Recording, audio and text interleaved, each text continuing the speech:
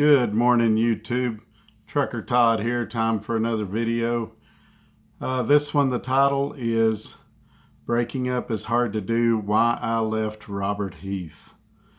As you know, I did a video, it's been almost 2 months ago now. When I started at Robert Heath, I was really excited. Seemed like it was going to be a great company. For the most part it was. I really liked working there. The terminal manager, who I ended up working with quite a bit, was a great guy. Don't have anything negative to say about him. The problem was pay.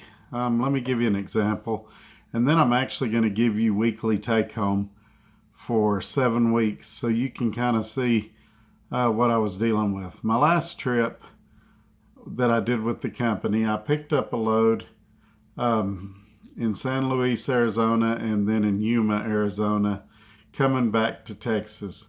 Now the first 2 stops they don't give you any stop pay for, so I did those for free. I got to Yuma. They knew before I picked the load up I was going to be late getting there. The place was going to be closed. I sat there for 16 hours and I got paid $75 detention. Normally it should be $10 an hour, which I would argue is still low. So I should have got $160, but I got $75.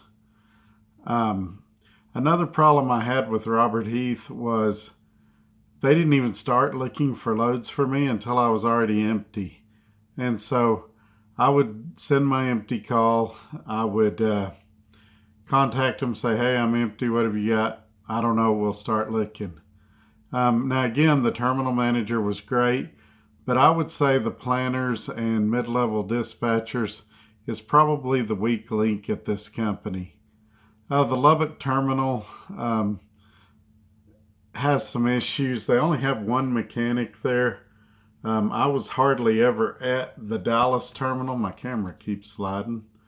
And so I did have to go to the Lubbock Terminal mostly. The pump closest to the building, the DEF pump, is missing the nozzle. It's been missing for a long time is what other drivers tell me. And something simple like that, I don't know why it would not get fixed. Until recently, the driver's break room was locked. And so if you got there at the middle of the night and you needed to use the restroom, there was no facilities available. They did recently open that. The last time I tried to use the restroom inside the shop, the lights were out and it was trashy in there. I've heard they have since cleaned that up. But that was the biggest problem. I was told when I hired on that it would be mostly drop and hook, and while there was some drop and hook, I would say it was probably around 40 or 50% of the time. A lot of times the right hand didn't know what the left hand was doing. At night they only had 1 or 2 dispatchers, and a lot of times it was hard. Not saying anything bad about the night dispatchers. They were just spread a little thin. They needed more help in the nights. But anyway, as the song from the 80s goes, sometimes love just isn't enough. And while I loved working there, the live unloads, I would spend 20 to 30 hours a week sitting in a dock. And it just killed my paycheck. My last paycheck with this company was $464.72 take home. The previous week was $322.50. The previous week was $277.82. The week before that was $597.88. The week before that was $566.71. The week before that was $955.24. And the week before that was $403.22.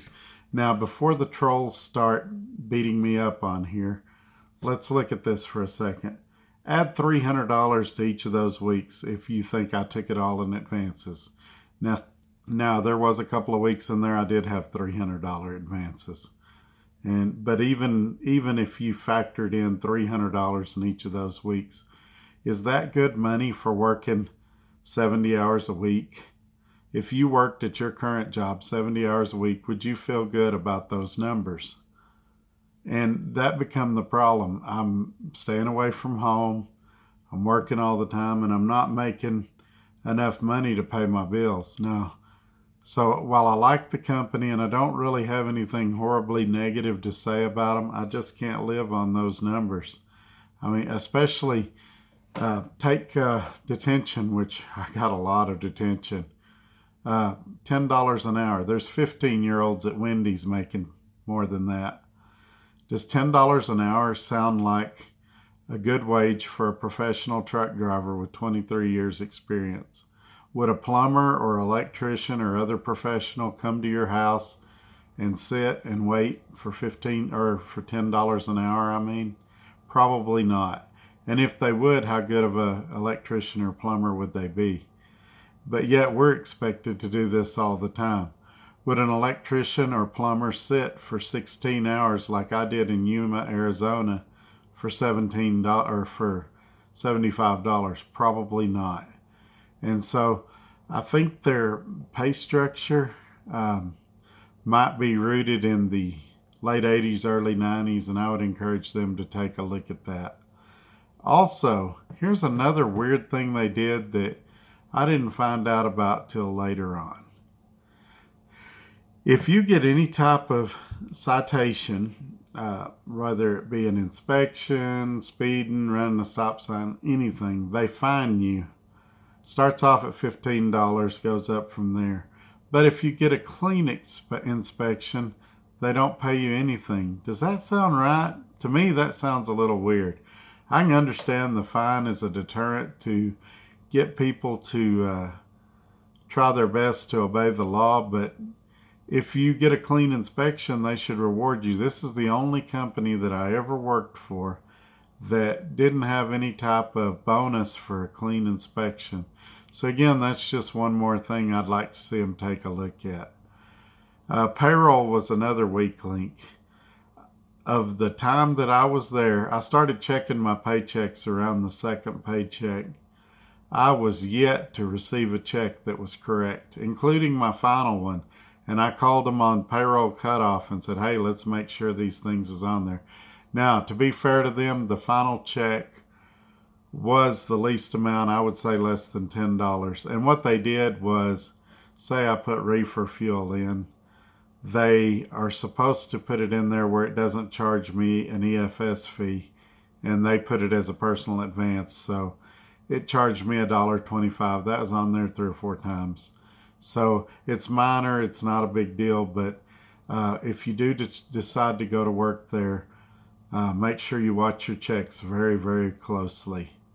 They did try to correct the mistakes as quickly as they could. Almost every Thursday I could be found at the Rip Griffins in Lubbock, Texas, cashing EFS checks to correct my pay. But then, on top of that, you're paying EFS check cashing fees. And they always told me they'd make it up to me on my check, and I never experienced that either. He said he was going to slip an extra $25 on there, and I never saw it. He does have a lot on his plate, and I'm sure he just forgot. And it was too minor of an amount for me to make a big deal about. So anyway, that's what I wanted to tell you about Robert Heath Trucking. They're in Dallas, Texas, and also Lubbock, Texas. I am getting ready to board a plane in about 2 hours. I'll be starting a new company. There will be upcoming videos about that. So you want to make sure and like and subscribe. And then after you hit the subscribe button, wait a few seconds and a little bell will pop up. Hit the bell. It'll notify you when I do future videos. You can see where I'm going, what's happening. I'll show you the hotel I'm staying at, talk about orientation. And then I'll show you my truck and what I'm getting. And so anyway, I also had a question. Somebody asked if it costs to subscribe. No, it does not. It's not like a magazine subscription. I'm not going to make any money per se off of your subscribing. Clicking the thumbs up really, really helps because it moves me up in the algorithms and more people will see my videos.